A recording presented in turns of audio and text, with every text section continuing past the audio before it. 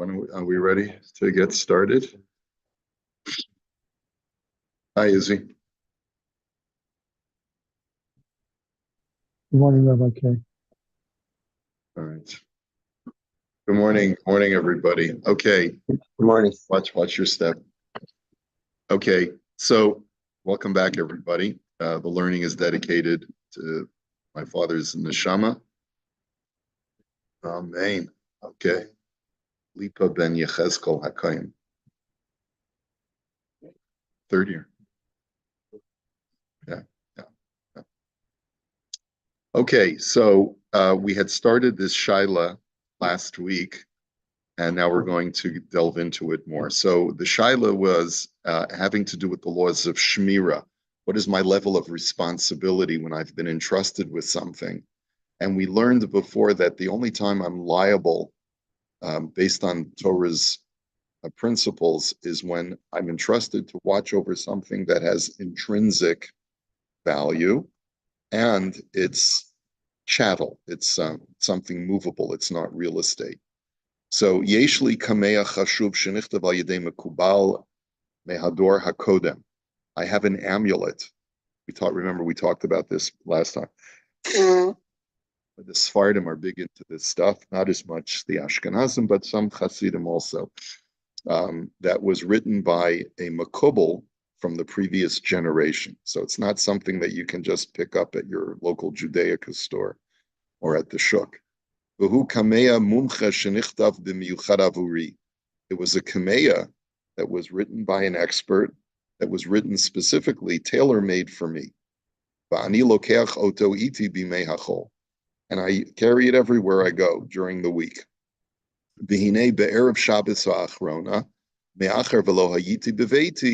So last Friday, I was traveling, I wasn't at home. So Masarti Oto Legisi Sheyishmar Alav. I gave it to my brother-in-law, and I said, "Here, I only carry this around during the week. I don't carry it around on Shabbos. So please watch this for me." The nignav mimenu bipshia, and it was stolen from him through an act of his own negligence. So who knows where he may have left? He may have left it out in the open. Who knows?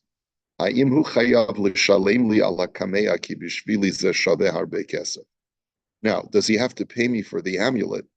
And the question really implicit in that question is, how do we evaluate the value of something that has some kind of supernatural influence or effect? And is my brother-in-law liable or not? So remember, so ask yourself the question, is this something with intrinsic value or non-intrinsic? Is it intrinsic or extrinsic? The value of a kameya. Like a baseball card, Mickey Mantle first-ish rookie year baseball card is probably worth thousands and thousands of dollars based on an index that everyone appreciates it's worth a certain amount. Okay. But what are you going to say about a kameya? For most people in the society, it has very little value. But for me, it has priceless value. Similarly, a special photograph. It doesn't have to be a kameya. It could be a photograph of, Okay, so let's take a look. Hagemara Omeres b'Maseches Bava Metzia al hapasuk ki yitain ish el re'ehu kesef o kelim lishmor. We have seen this all already, but he's just reviewing it for this tshuva. If the Torah says that if a person gives to his friend money or utensils to watch over, Shadarshu Rabosenu bichlalu pratu klal. So we learn using the principle of klalu pratu klal that when a pasuk is phrased in such a way that it first lists a general rule, then a specific, and then ends with a general rule, she'ein dinei shomrim amurim elarak b'dover shemitaltel v'gufo mamon. So based on the two examples that are given in the Torah, kesef o kelim, that I'm only responsible for anything that's analogous to kesef o kelim. It has to be something which is movable and has intrinsic value. So excluded from that are documents that represent cash but are not themselves intrinsically cash. The Chain Karkos, Shein and Mitaltlin, also excluded are real estate. So therefore, a shomer who allows these things to be lost or damaged does not have to pay, and also does not have to take a shvua and base them. And therefore, im adam masar lechaver lishmar lo check va'avdo, if a person gives over to his friend a check, he says, watch over this, and he loses it, or he gets, what happens very often is that you give someone a check and leave it in the pocket, it goes through the washing machine. You knew that, huh? Okay, that's never happened to you much, right? Just theoretical. Ein bazeh dine shmira, there's no liability. Kevin she'en gufo mammon, because it has no intrinsic value. So even though you may feel bad, and you can tell the guy, I'm sorry that I lost your check, just cancel it out of your records, and if you want, you can issue another one, but I'm not liable. I'm not liable to pay him anything. Yeah.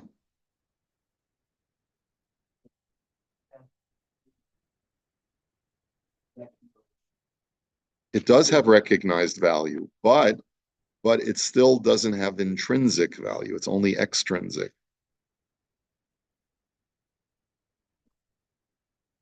Yeah.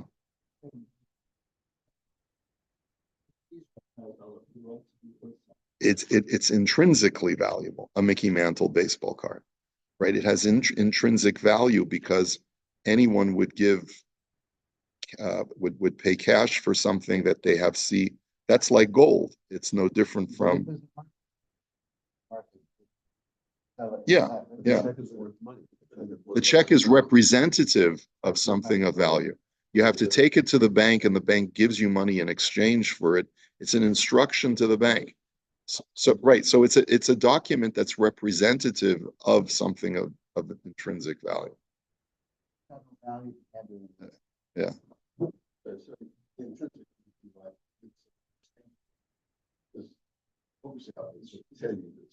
Yeah. Yeah.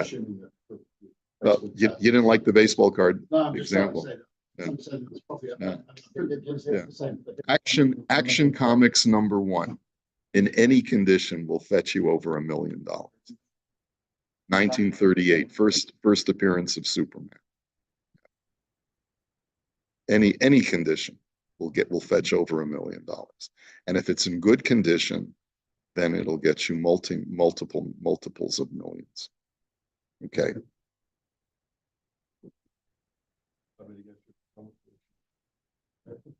Yeah, not too many comics in New Zealand, are there? Okay. So he says, "Va'afal pisha hachekim ovrim lasocher." He says, and this despite the fact that checks are easily transferred and exchanged. Meaning, I can sell a check, I can exchange checks for cash, but mikol makom ein gufan mamon. They're not intrinsically of value, right? It's representative. And remember, we talked about checks. We also talked about paper or plastic money in our last tshuva. And we said that too is a question in the poskim. But it seems to be the consensus of most of the poskim is that paper money, as long as it's the currency of the country that you're in, does have intrinsic value. And therefore, for various halachos, including liability, you would be liable if you lose someone's cash through negligence. But that's not true with checks and other things that are representative of value. Amnam danu haposkim bedin adam shemasa lechavero darkon lishmor v'ibedoto. The poskim have an interesting deliberation. I leave with you my passport, and you end up losing it. So that's really serious. Hayim din hadarkon kishtar olo. What do we say? Is a passport intrinsic or extrinsic in its value? Dihine b'shut shoel u'meishiv kasav the darkon yeshbo kol dine shmira. And the shoel u'meishiv, I think that's Rav Zilberstein, if I'm not mistaken. He holds that a darkon, a passport, is subject to all the laws of shmira, of the liability of a shomer. Dahol v'hutzarech et guf hadarkon k'dei sheyuchal la'avor bo, hare gufo mama. He says the argument is that a passport has intrinsic value because you need it in order to be able to travel. So it has intrinsic value because it itself is not representative of something else. It itself is the thing that you need in order to do stuff that is valuable things. In other words, it's not a two-step process. Well, let's see. I'm not sure. He says, "Ve'ein dino kishtar chov shehu lo tzarech et guf hashtar rak kedei legavos bo'mama." It's therefore unlike a check or a promissory note, where the person, the document is only a representation of something that enables the person to collect money, but it's not itself the money. Well, on the black market, would be worth something. What's that? On the black market, a special market like the. On the black market, a passport is worth something. Well, I'm not sure if that. What? Like the comic book. Somebody who doesn't collect comic books, it's a piece of paper.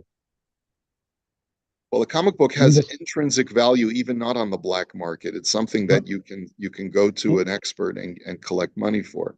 But Izzy's arguing that a passport has intrinsic value because someone will want to buy it so that they can use it for forgery purposes. I'm not sure if that's the argument, because if the only way to create value, to generate value, is to do something illegal, I'm not sure if that's the argument to make to say that it is of value.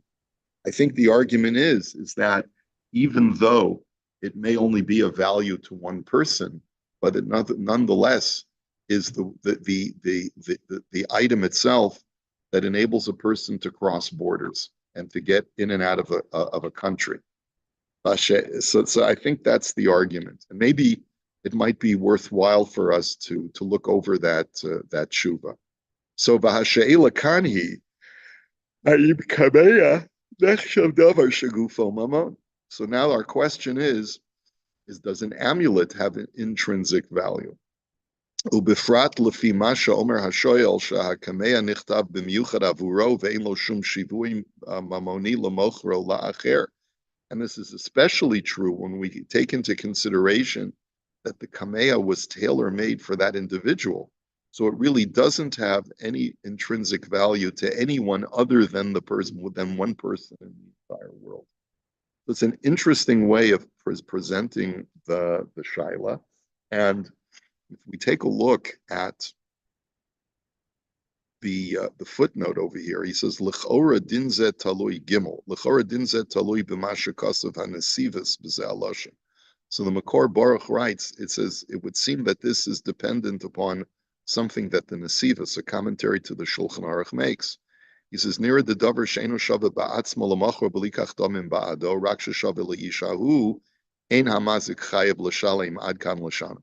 The Nesiva says explicitly that if something has intrinsic value, but only to one person, such that he can't sell it on the open market, it has no value on the open market, like an old photograph, something of sentimental value, that the shomer is not liable for that sentimental value. Okay, it would therefore, you could argue that the same would apply here. That even though to this one person the amulet is priceless, or worth a tremendous amount of money, but it's not sellable. A shomer patur milashalim alav, and therefore the shomer is exempt for paying for it.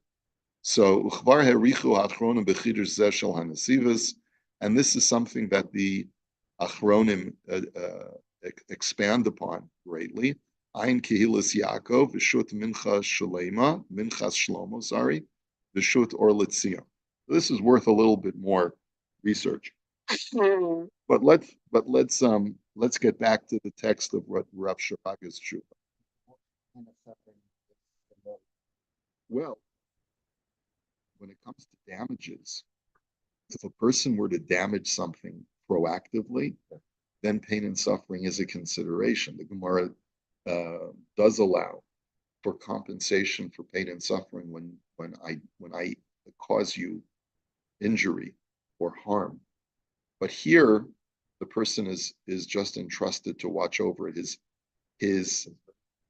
well, it's passive. I was going to say it's a passive kind of damage that I've caused you if I simply just leave it on a park bench and I don't do anything proactive to it. So remember, and we remember we had made that distinction. I think the last tshuva that we learned together that you might be held liable as a mazik when you do something. Let's say remember we talked about an appliance that I damage.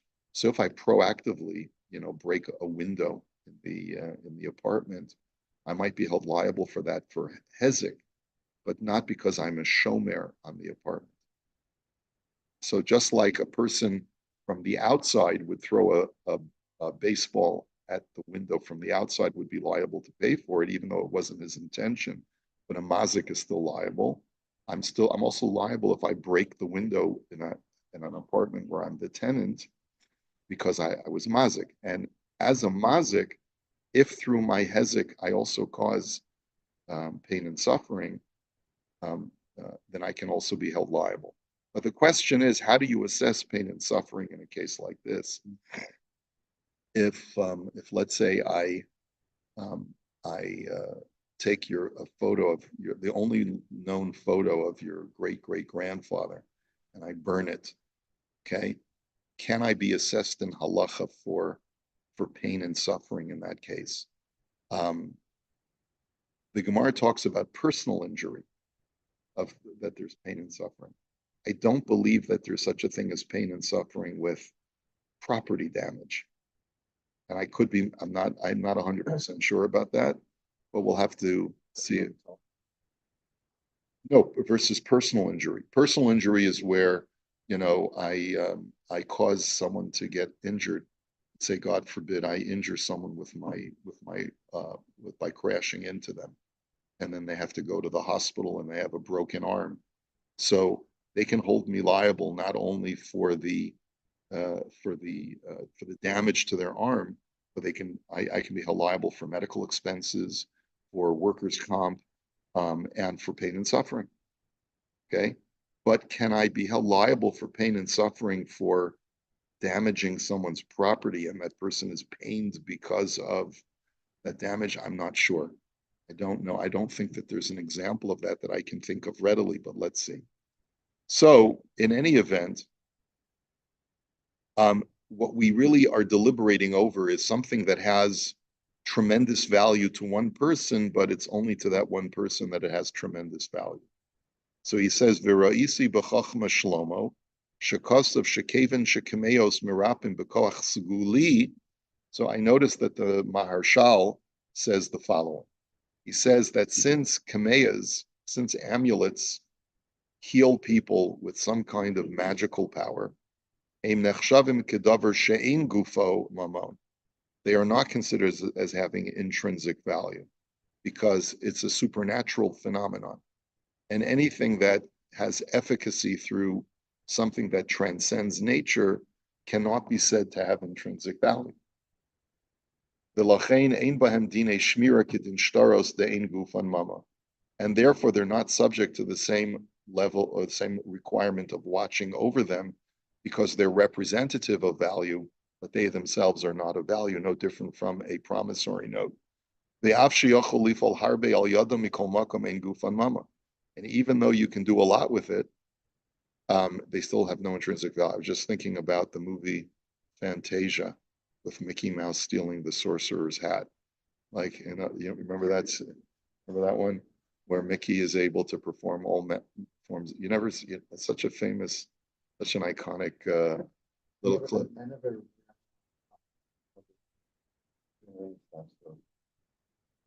Well, in that particular 5-minute film, it has a plot. Mickey is the sorcerer's apprentice, and he sees the sorcerer doing all sorts of magic with his magic, with his hands and all that.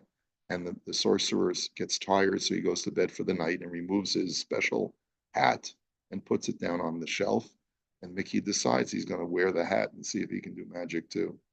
And then he starts zapping things because he's wearing the sorcerer's hat. And all of a sudden, everything gets out of control and he makes a flood and he can't stop it. And then the sorcerer wakes up and comes down and cleans everything up and, tells off Mickey. Okay. Anyway.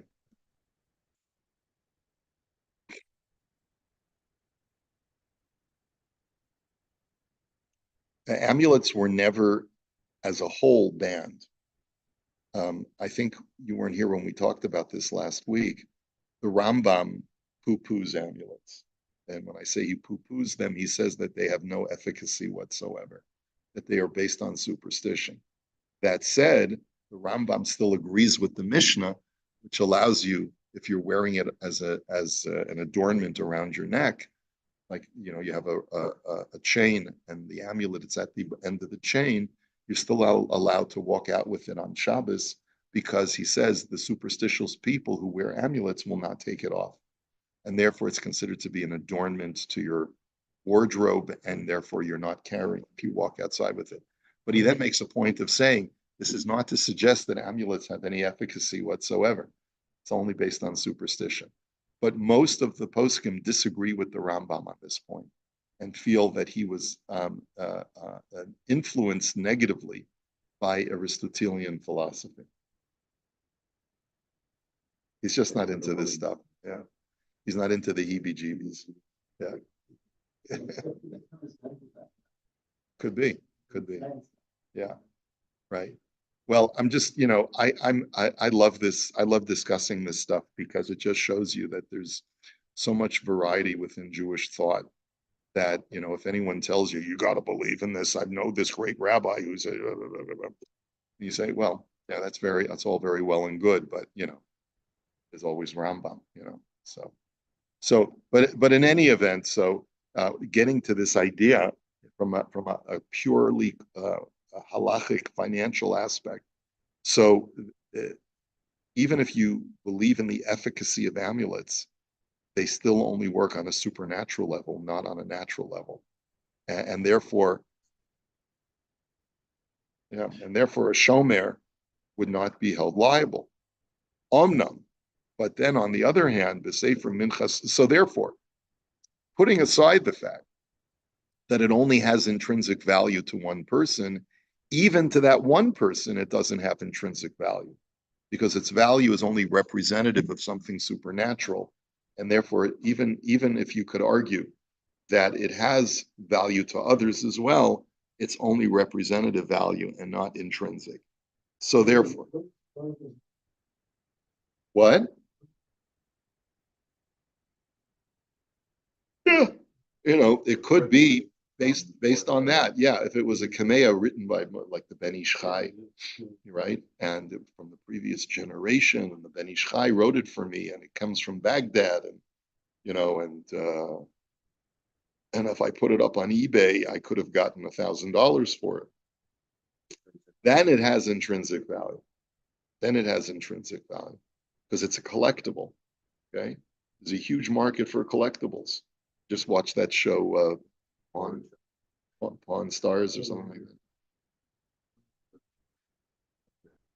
They bring in stuff all the time.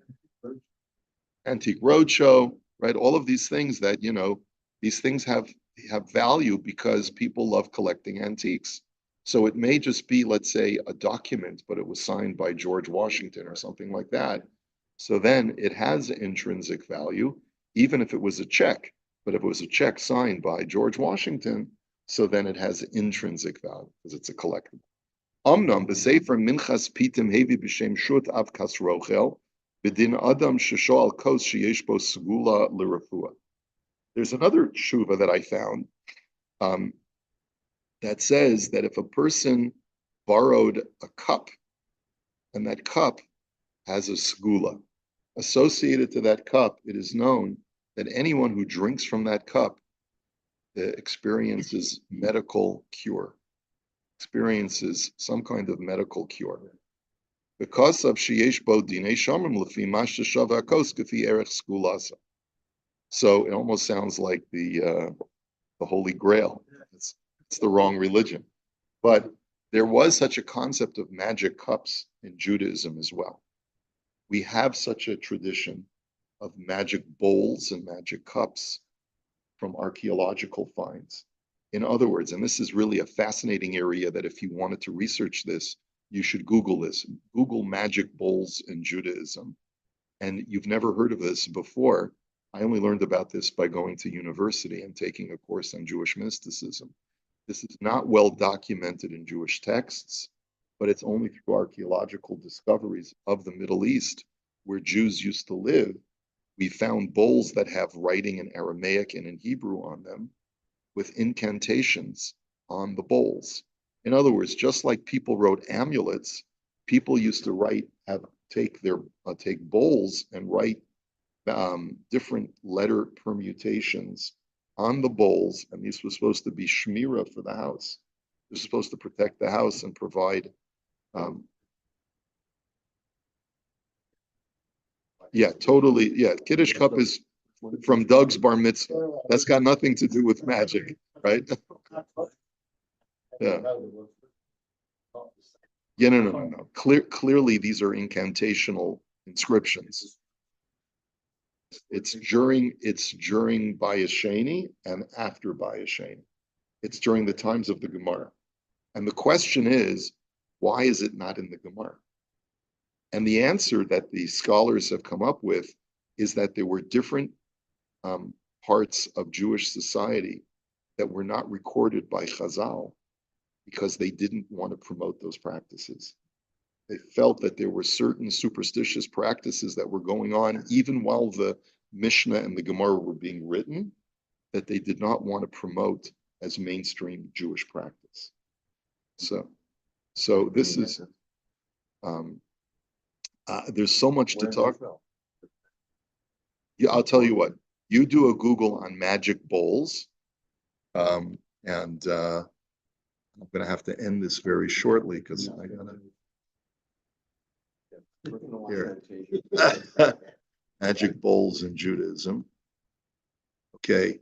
These bowls were used in magic to protect against evil influences such as the evil eye, Lilith, and Bagdana. These bowls could be used by any member of the community, and almost every house excavated in the Jewish settlement in Nippur had such bowls buried in them. So this is from during late antiquity, from the 6th to 8th century, particularly in Upper Mesopotamia and Syria. The bowls were usually inscribed in a spiral beginning from the rim and moving towards the center. Most are inscribed in Jewish, Babylonian, Aramaic. We'll continue this Amir Hashem tomorrow. Well, all right.